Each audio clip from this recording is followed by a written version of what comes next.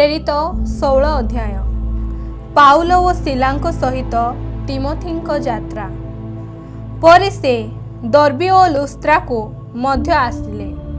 आउ देख से स्थान रे तिमोथी नाम जड़े शिष्य थिले।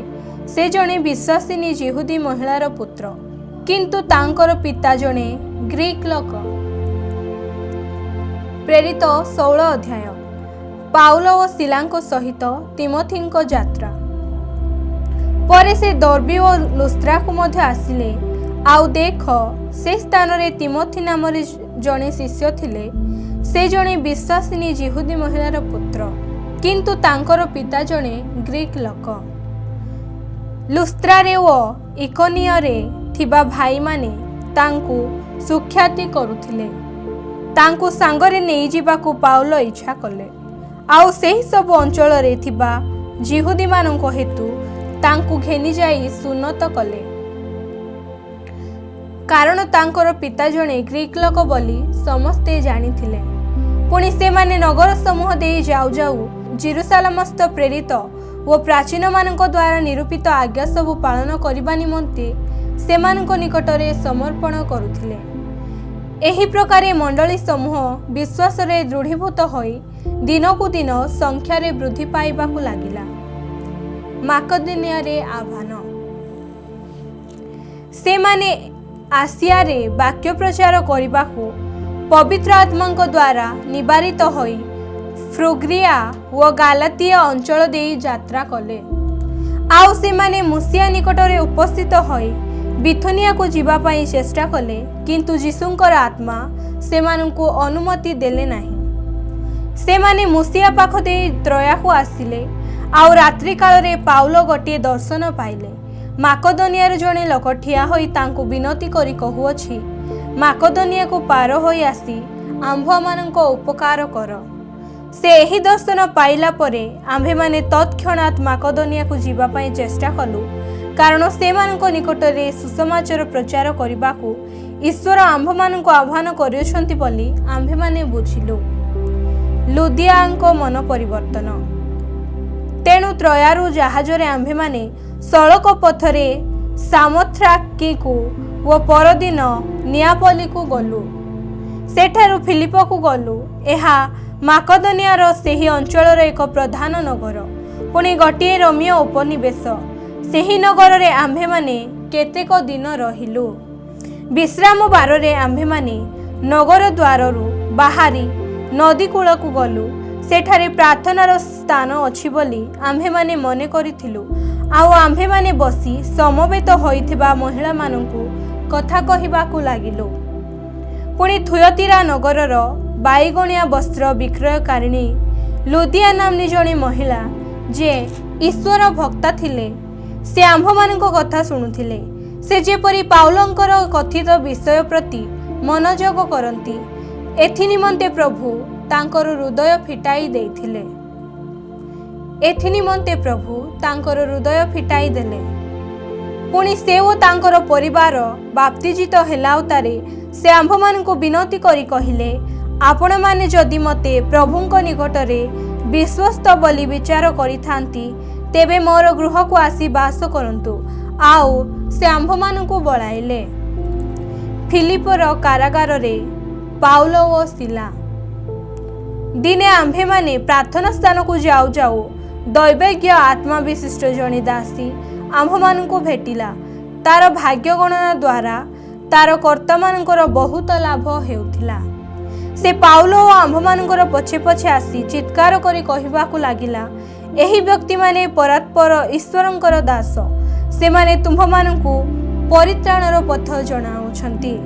से अनेक दिन पर्यंत एहा कला, किंतु पाउल विरक्त होई बोली पड़ी सेही आत्मा को कहिले, ताठारु बाहरी जिबाकु मु तते यीशु ख्रीष्टंक नाम रे आज्ञा देउअछि। एथिरे से सेही मुहूर्त रे बाहरी गला। किंतु तार कर्ता माने आपणा मानक लाभर आशा चलीगला बोली देखी पाउल ओ सिलांकु सेमानंकु छक स्थान को शासनकर्ता मानक निकटकु टाणी घेनी गले। आउ सेमाने सेमानकु विचारकर्ता मानक निकटकु आनी कहिले, एही लोक गुड़ाक जिहुदी, एमाने आंभ मानक नगर रे ଗୋଳମାଳ କରୁଅଛନ୍ତି। ଆମ୍ଭ ରୋମୀୟ ଲୋକମାନଙ୍କର ଯେଉଁ ସବୁ ରୀତିନୀତି ଗ୍ରହଣ ବା ପାଳନ କରିବା ବିଧିସଙ୍ଗତ ନୁହେଁ ତାହା ଏମାନେ ପ୍ରଚାର କରୁଅଛନ୍ତି। ସେଥିରେ ଲୋକସମୂହ ମଧ୍ୟ ସେମାନଙ୍କ ବିରୁଦ୍ଧରେ ଉଠିଲେ। ପୁଣି ବିଚାରକର୍ତ୍ତାମାନେ ସେମାନଙ୍କର ବସ୍ତ୍ର କାଢ଼ି ପକାଇ ସେମାନଙ୍କୁ ବେତ୍ରାଘାତ କରିବା ପାଇଁ ଆଜ୍ଞା ଦେଲେ। ସେମାନେ ସେମାନଙ୍କୁ ବହୁତ ପ୍ରହାର କରାଇ ଲାଉତାରେ କାରାଗାରରେ ନିକ୍ଷେପ କରି ସେମାନଙ୍କୁ ସାବଧାନରେ ରକ୍ଷା କରିବା ନିମନ୍ତେ କାରାରକ୍ଷକଙ୍କୁ ଦୃଢ଼ ଆଜ୍ଞା ଦେଲେ। ସେ ଏହି ପ୍ରକାର ଦୃଢ଼ ଆଜ୍ଞା ପ୍ରାପ୍ତ ହୋଇ ସେମାନଙ୍କୁ ଭିତର କାରାଗାରରେ ନିକ୍ଷେପ କରି ସେମାନଙ୍କ ପାଦରେ ହରିକାଠ ଲଗାଇ ଦେଲେ। କାରାରକ୍ଷକର ପରିବର୍ତ୍ତନ। କିନ୍ତୁ ପ୍ରାୟ ମଧ୍ୟରାତ୍ରରେ ପାଉଲ ଓ ସିଲା ଈଶ୍ୱରଙ୍କ ନିକଟରେ ପ୍ରାର୍ଥନା ଓ ସ୍ତବଗାନ କରୁଥିଲେ, ଆଉ ବନ୍ଦୀମାନେ ଶୁଣୁଥିଲେ। ସେତେବେଳେ ହଠାତ୍ ଏପରି ମହାଭୂମିକମ୍ପ ହେଲା ଯେ କାରାଗାରର ଭିତ୍ତିମୂଳ କମ୍ପିବାକୁ ଲାଗିଲା, ଆଉ ତତ୍କ୍ଷଣାତ୍ ସମସ୍ତ ଦ୍ୱାର ମେଲା ହୋଇଗଲା। ପୁଣି ପ୍ରତ୍ୟେକ ଜଣର ବନ୍ଧନ ଫିଟିଗଲା। ଏଥିରେ କାରାରକ୍ଷକ ନିଦ୍ରାରୁ ଉଠି କାରାଗାରର ଦ୍ୱାର ମେଲା ହେବା ଦେଖି ବନ୍ଦୀମାନେ ପଳାଇ ଯାଇଅଛନ୍ତି ବୋଲି ମନେକରି ଖଣ୍ଡା ବାହାର କରି ଆପଣାକୁ ବୋଧ କରିବାକୁ ଯାଉଥିଲେ। କିନ୍ତୁ ପାଉଲ ଉଚ୍ଚସ୍ୱରରେ ଡାକି କହିଲେ, ଆପଣାର କୌଣସି କ୍ଷତି କରୁନାହିଁ, କାରଣ ଆମ୍ଭେମାନେ ସମସ୍ତେ ଏଠାରେ ଅଛୁ। ସେଥିରେ ସେ ଦୀପ ଆଣିବାକୁ କହି ଡେଇଁ ପଡ଼ି ଭୟରେ ଥରି ଥରି ପାଉଲ ଓ ସିଲାଙ୍କ ସମ୍ମୁଖରେ ପଡ଼ିଗଲେ। ଆଉ ସେମାନଙ୍କୁ ବାହାରକୁ ଆଣି କହିଲେ, ମହାଶୟମାନେ, ପରିତ୍ରାଣ ପାଇବା ନିମନ୍ତେ ମୋତେ କ'ଣ କରିବାକୁ ହେବ? ସେମାନେ କହିଲେ, ପ୍ରଭୁ ଯୀଶୁଙ୍କଠାରେ ବିଶ୍ୱାସ କର, ତାହା ହେଲେ ତୁମ୍ଭେ ସପରିବାରରେ ପରିତ୍ରାଣ ପାଇବ। ପରେ ସେମାନେ ତାଙ୍କୁ ଓ ତାଙ୍କ ଗୃହରେ ଥିବା ସମସ୍ତଙ୍କୁ ଈଶ୍ୱରଙ୍କ ବାକ୍ୟ କହିଲେ। ଆଉ ସେ ସେମାନଙ୍କୁ ରାତ୍ରିର ସେହି ଘଡ଼ିରେ ଘେନିଯାଇ ସେମାନଙ୍କ ପ୍ରହାରର କ୍ଷତ ସବୁ ଧୋଇଦେଲେ। ପୁଣି ସେ ଓ ତାଙ୍କର ସମସ୍ତେ ସେହି କ୍ଷଣି ବାପ୍ତିଜିତ ହେଲେ।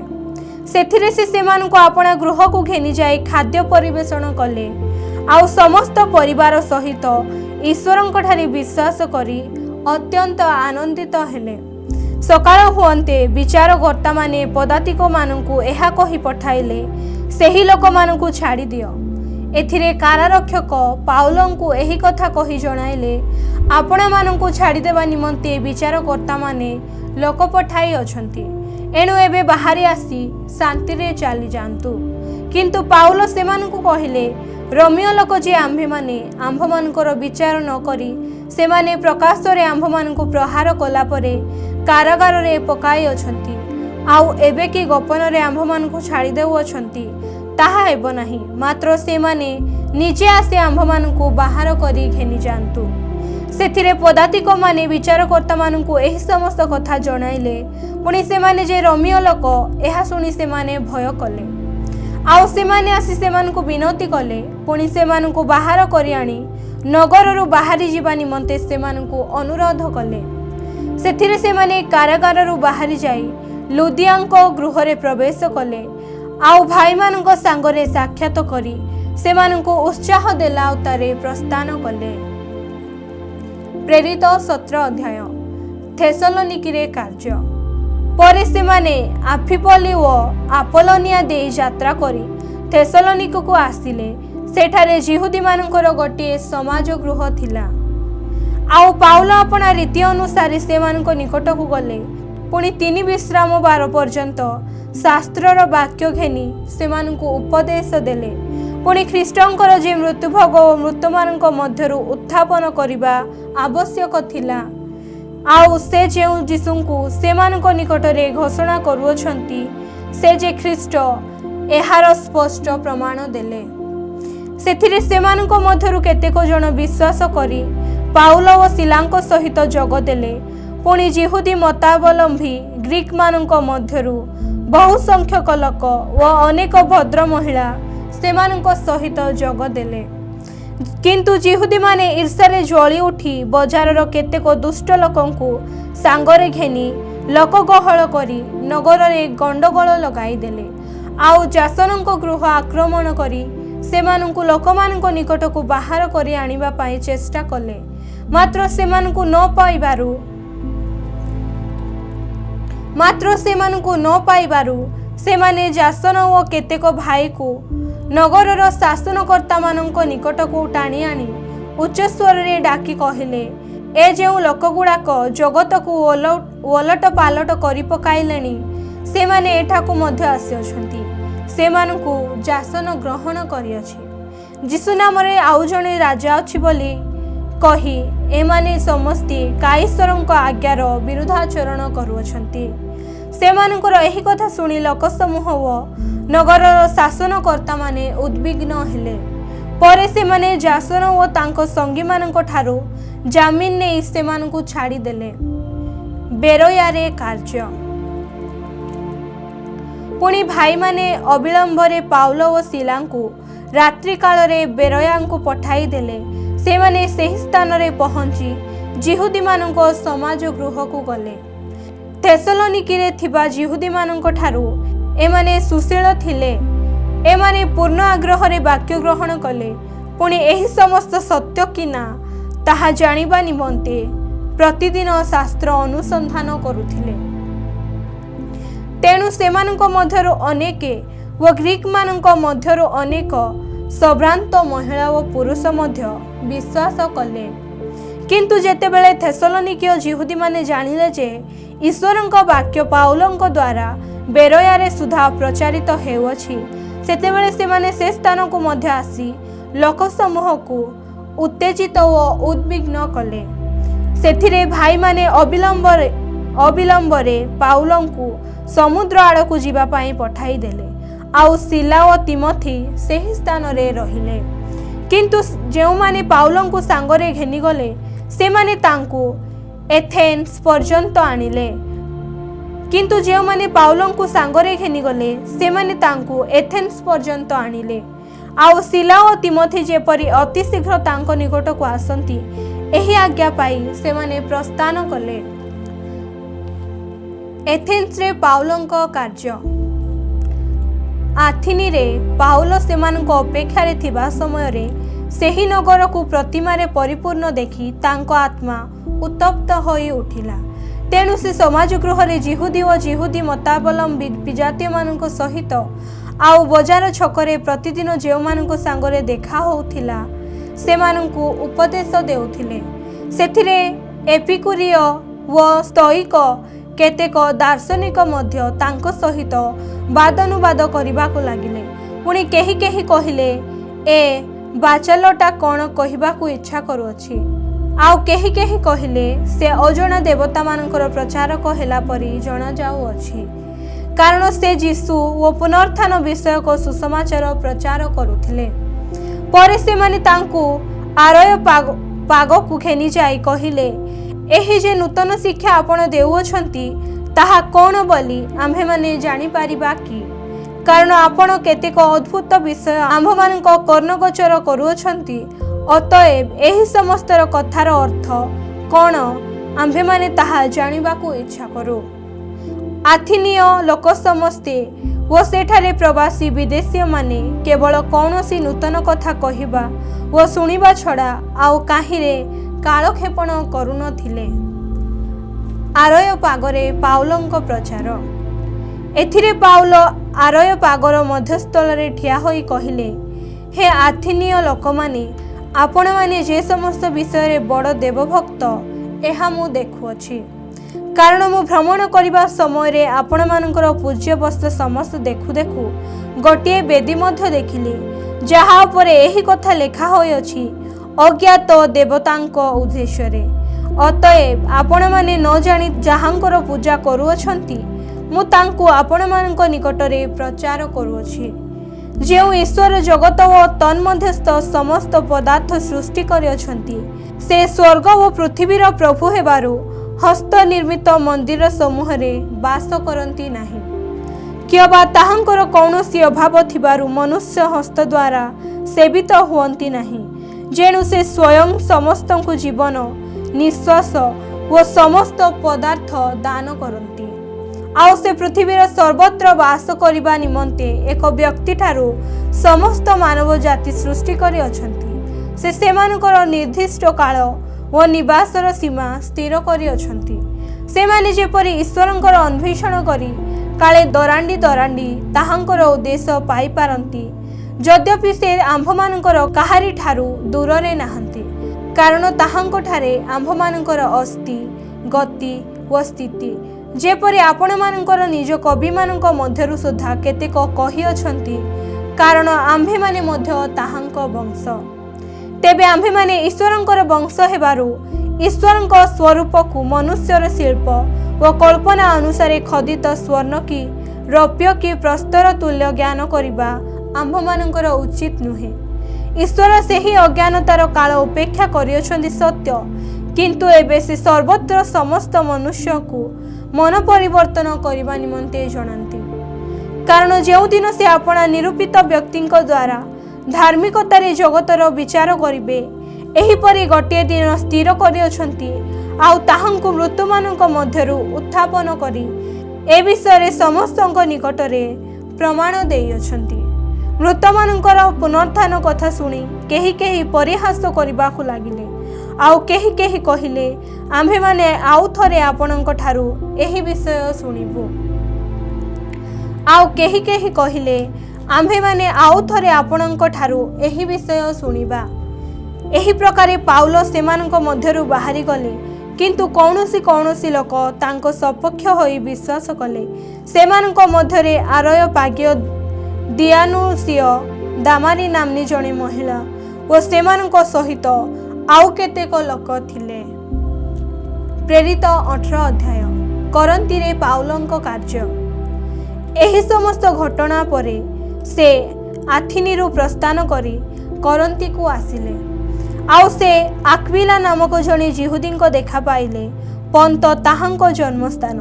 ସେ ଅଳ୍ପ ଦିନ ହେଲା ଆପଣା ସ୍ତ୍ରୀ ପ୍ରିସ୍କିଲା ସହିତ ଇତାଲିଆରୁ ଆସିଥିଲେ, କାରଣ କ୍ଲାଉଦିୟ ସମସ୍ତ ଯିହୁଦୀଙ୍କୁ ରୋମରୁ ବାହାରି ଯିବାକୁ ଆଜ୍ଞା ଦେଇଥିଲେ। ସେ ସେମାନଙ୍କ ସହିତ ସାକ୍ଷାତ କରିବାକୁ ଗଲେ। ପୁଣି ସମବ୍ୟବସାୟୀ ଥିବାରୁ ସେମାନଙ୍କ ସହିତ ବାସ କଲେ, ଆଉ ସେମାନେ କର୍ମ କରିବାକୁ ଲାଗିଲେ, କାରଣ ବ୍ୟବସାୟରେ ସେମାନେ ତମ୍ବୁ ନିର୍ମାଣକାରୀ ଥିଲେ। ପୁଣି ପ୍ରତି ବିଶ୍ରାମ ବାରରେ ସେ ସମାଜ ଗୃହରେ ଉପଦେଶ ଦେଇ ଯିହୁଦୀ ଓ ଗ୍ରୀକମାନଙ୍କର ବିଶ୍ୱାସ ଜନ୍ମାଇବାକୁ ଚେଷ୍ଟା କଲେ। ଯେତେବେଳେ ସିଲା ଓ ତିମୋଥି ମାକଦୋନିଆକୁ ଆସିଲେ, ସେତେବେଳେ ପାଉଲ ବାକ୍ୟ ପ୍ରଚାରରେ ନିତାନ୍ତ ନିବିଷ୍ଟ ଥାଇ ଯୀଶୁ ଯେ ଖ୍ରୀଷ୍ଟ ଅଟନ୍ତି ଏହା ଯିହୁଦୀମାନଙ୍କ ନିକଟରେ ସାକ୍ଷ୍ୟ ଦେଉଥିଲେ। କିନ୍ତୁ ସେମାନେ ପ୍ରତିରୋଧ ଓ ନିନ୍ଦା କରିବାରୁ ସେ ଆପଣା ବସ୍ତ୍ର ଝାଡ଼ି ସେମାନଙ୍କୁ କହିଲେ, ଆପଣମାନଙ୍କ ରକ୍ତ ଆପଣମାନଙ୍କ ମସ୍ତକ ଉପରେ ବର୍ତ୍ତୁ। ମୁଁ ନିର୍ଦ୍ଦୋଷ, ଏଣିକି ମୁଁ ବିଜାତିମାନଙ୍କ ନିକଟକୁ ଯିବି। ସେଥିରେ ସେ ସ୍ଥାନରୁ ପ୍ରସ୍ଥାନ କରି ତିତସ୍, ଜୁସ୍ତ ନାମକ ଜଣେ ଈଶ୍ୱର ଭକ୍ତଙ୍କ ଗୃହକୁ ଗଲେ। ତାହା ସମାଜ ଗୃହକୁ ଲାଗିଥିଲା। କିନ୍ତୁ ସମାଜ ଗୃହର ଅଧ୍ୟକ୍ଷ କ୍ରିସ୍ପ ସପରିବାରରେ ପ୍ରଭୁଙ୍କଠାରେ ବିଶ୍ୱାସ କଲେ। ଆଉ କରନ୍ତୀୟମାନଙ୍କ ମଧ୍ୟରେ ଅନେକ ଶୁଣି ବିଶ୍ୱାସ କରିବାକୁ ଲାଗିଲେ ଓ ବାପ୍ତିଜିତ ହେଲେ। ପୁଣି ପ୍ରଭୁ ରାତ୍ରିରେ ଦର୍ଶନ ଦ୍ୱାରା ପାଉଲଙ୍କୁ କହିଲେ, ଭୟ କର ନାହିଁ, ନୀରବ ନ ରହି କଥା କୁହ, କାରଣ ଆମ୍ଭେ ତୁମ୍ଭ ସାଙ୍ଗରେ ଅଛୁ। କୌଣସି ଲୋକ ତୁମ୍ଭର କ୍ଷତି କରିବାକୁ ତୁମ୍ଭକୁ ଆକ୍ରମଣ କରିବ ନାହିଁ, ଯେଣୁ ଆମ୍ଭର ଅନେକ ଲୋକ ଏହି ନଗରରେ ଅଛନ୍ତି। ପୁଣି ସେ ସେମାନଙ୍କ ନିକଟରେ ଈଶ୍ୱରଙ୍କ ବାକ୍ୟ ଶିକ୍ଷା ଦେଇ 1.5 ବର୍ଷ ସେଠାରେ ବାସ କଲେ। କିନ୍ତୁ ଗାଲିଅନ ଆଖାୟାର ଶାସନକର୍ତ୍ତା ଥିବା ସମୟରେ ଯିହୁଦୀମାନେ ପାଉଲଙ୍କ ବିରୁଦ୍ଧରେ ଏକମତ ହୋଇ ଉଠି ତାଙ୍କୁ ବିଚାରସନ ଛାମୁକୁ ଘେନି ଆସି କହିଲେ, ଏହି ଲୋକଟା ବ୍ୟବସ୍ଥାର ବିପରୀତ ଭାବରେ ଈଶ୍ୱରଙ୍କ ଉପାସନ କରିବାକୁ ଲୋକମାନଙ୍କୁ ପ୍ରବର୍ତ୍ତାଉଅଛି।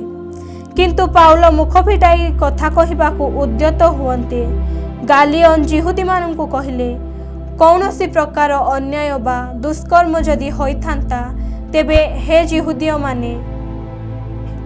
ଯିହୁଦୀମାନେ ଧୀର ହୋଇ ତୁମ୍ଭମାନଙ୍କର କଥା ଶୁଣିବା ଯୁକ୍ତିସଙ୍ଗତ ହୋଇଥାନ୍ତା। ମାତ୍ର ଯଦି ଏହିସବୁ କେବଳ ବାକ୍ୟ, ନାମ ଓ ତୁମ୍ଭମାନଙ୍କ ବ୍ୟବସ୍ଥା ସମ୍ବନ୍ଧୀୟ ବିବାଦ ଅଟେ, ତେବେ ତୁମ୍ଭେମାନେ ନିଜେ ତାହା ବୁଝ। ଆମ୍ଭେ ଏହିସବୁ ବିଷୟରେ ବିଚାରକର୍ତ୍ତା ହେବାକୁ ଇଚ୍ଛା କରୁନାହୁଁ। ପୁଣି ସେ ସେମାନଙ୍କୁ ବିଚାରସନ ସମ୍ମୁଖରୁ ତଡ଼ିଦେଲେ। ସେଥିରେ ସମସ୍ତେ ସମାଜ ଗୃହର ଅଧ୍ୟକ୍ଷ ସସ୍ତନାଙ୍କୁ ଧରି ବିଚାରସନ ସମ୍ମୁଖରେ ପ୍ରହାର କରିବାକୁ ଲାଗିଲେ। କିନ୍ତୁ ଗାଲିଅନ ସେହି ସମସ୍ତ ବିଷୟରେ ଭ୍ରୂକ୍ଷେପ କଲେ ନାହିଁ। ଆନ୍ତିଓଖ୍ୟାକୁ ପାଉଲଙ୍କ ପ୍ରତ୍ୟାବର୍ତ୍ତନ। ଏହା ଉତ୍ତାରେ ପାଉଲ ଆହୁରି ଅନେକ ଦିନ ପର୍ଯ୍ୟନ୍ତ ସେହି ସ୍ଥାନରେ ରହି ଭାଇମାନଙ୍କ ନିକଟକୁ ବିଦାୟ ଘେନି ଜାହାଜରେ ଚଢ଼ି ସୁରିଆକୁ ଯାତ୍ରା କଲେ। ପ୍ରିସ୍କିଲା ଓ ଆକ୍ୱିଲା ତାଙ୍କ ସାଙ୍ଗରେ ଗଲେ। ତାଙ୍କ ଗୋଟିଏ ବ୍ରତ ଥିବାରୁ ସେ କେଙ୍କ୍ରେୟାରେ ଆପଣା ମସ୍ତକ ମୁଣ୍ଡନ କରାଇଲେ। ପରେ ସେମାନେ ଏଫେସକୁ ଗଲେ। ପୁଣି ସେ ସ୍ଥାନରେ ସେମାନଙ୍କୁ ଛାଡ଼ି ନିଜେ ସମାଜ ଗୃହରେ ପ୍ରବେଶ କରି ଯିହୁଦୀମାନଙ୍କୁ ଉପଦେଶ ଦେଲେ। ପୁଣି ସେମାନେ ତାଙ୍କୁ ଅଧିକ ସମୟ ରହିବାକୁ ଅନୁରୋଧ କରନ୍ତେ ସେ ସମ୍ମତ ହେଲେ ନାହିଁ। ମାତ୍ର ସେମାନଙ୍କଠାରୁ ବିଦାୟ ଘେନି କହିଲେ, ଈଶ୍ୱରଙ୍କ ଇଚ୍ଛା ହେଲେ ଆଉ ଥରେ ଆପଣମାନଙ୍କ ନିକଟକୁ ବାହୁଡ଼ି ଆସିବି। ପୁଣି ସେ ଏଫେସରୁ ପ୍ରସ୍ଥାନ କଲେ। କାଇସରିଆରେ ପହଞ୍ଚି ସେ ଜାହାଜରୁ ଓହ୍ଲାଇଲେ ଆଉ ଯାଇ ମଣ୍ଡଳୀକୁ ନମସ୍କାର କରି ଆନ୍ତିଓଖ୍ୟାକୁ ଚାଲିଗଲେ। ସେ ସ୍ଥାନରେ କେତେକ ସମୟ ଯାପନ କଲା ଉତ୍ତାରେ ସେ ପ୍ରସ୍ଥାନ କଲେ। ପୁଣି କ୍ରମାନ୍ୱये ଗାଲାତୀୟ ଅଞ୍ଚଳ ଓ ଫ୍ରୁଗ୍ରିଆ ଦେଇ ଯାତ୍ରା କରୁ କରୁ ଶିଷ୍ୟ ସମସ୍ତଙ୍କୁ ସୁସ୍ଥିର କରୁଥିଲେ। ଏଫେସ ଓ କରନ୍ତିରେ ଆପୋଲ। ଇତିମଧ୍ୟରେ ଆପୋଲ ନାମକ ଜଣେ ଯିହୁଦୀ ଏଫେସକୁ ଆସିଲେ। ତାଙ୍କର ଜନ୍ମସ୍ଥାନ ଆଲେକ୍ଜାଣ୍ଡ୍ରିଆ। ସେ ସୁବକ୍ତା ଓ ଧର୍ମଶାସ୍ତ୍ରରେ ଶକ୍ତିଶାଳୀ ଥିଲେ। ଏହି ବ୍ୟକ୍ତି ପ୍ରଭୁଙ୍କ ମାର୍ଗ ବିଷୟରେ ଶିକ୍ଷାପ୍ରାପ୍ତ ହୋଇଥିଲେ। ପୁଣି ଆତ୍ମାରେ ଉତ୍ତପ୍ତ ହୋଇ ଯୀଶୁଙ୍କ ବିଷୟ ସୂକ୍ଷ୍ମ ରୂପେ କହି ଶିକ୍ଷା ଦେଉଥିଲେ। କିନ୍ତୁ ସେ କେବଳ ଯୋହନଙ୍କ ବାପ୍ତିସ୍ମ ବିଷୟ ଜାଣିଥିଲେ। ସେ ସମାଜ ଗୃହରେ ସାହସ ସହିତ କଥା କହିବାକୁ ଲାଗିଲେ। କିନ୍ତୁ ପ୍ରିସ୍କିଲା ଓ ଆକ୍ୱିଲା ତାଙ୍କ କଥା ଶୁଣି ତାଙ୍କୁ ଆପଣମାନଙ୍କ ସାଙ୍ଗରେ ରଖି ଅଧିକ ସୂକ୍ଷ୍ମ ରୂପେ ଈଶ୍ୱରଙ୍କ ମାର୍ଗ ବିଷୟ ତାଙ୍କୁ ବୁଝାଇ ଦେଲେ। ସେ ଆଖାୟା ଦେଶକୁ ଯିବା ପାଇଁ ଇଚ୍ଛା କରିବାରୁ ଭାଇମାନେ ତାଙ୍କୁ ଉତ୍ସାହ ଦେଇ ତାଙ୍କୁ ଗ୍ରହଣ କରିବା ନିମନ୍ତେ ଶିଷ୍ୟମାନଙ୍କୁ ଲେଖିଲେ। ସେ ସେଠାରେ ଉପସ୍ଥିତ ହୋଇ ଯେଉଁମାନେ ବିଶ୍ୱାସ କରିଥିଲେ ଈଶ୍ୱରଙ୍କ ଅନୁଗ୍ରହ ଦ୍ୱାରା ସେମାନଙ୍କର ବହୁତ ଉପକାର କଲେ। କାରଣ ଯୀଶୁ ଯେ ଖ୍ରୀଷ୍ଟ ଏହା ଧର୍ମଶାସ୍ତ୍ର ଦ୍ୱାରା ପ୍ରମାଣ କରି ସେ ପ୍ରକାଶରେ ଶକ୍ତି ସହିତ ଯିହୁଦୀମାନଙ୍କର ଯୁକ୍ତି ସବୁ ଖଣ୍ଡନ କରିବାକୁ ଲାଗିଲେ।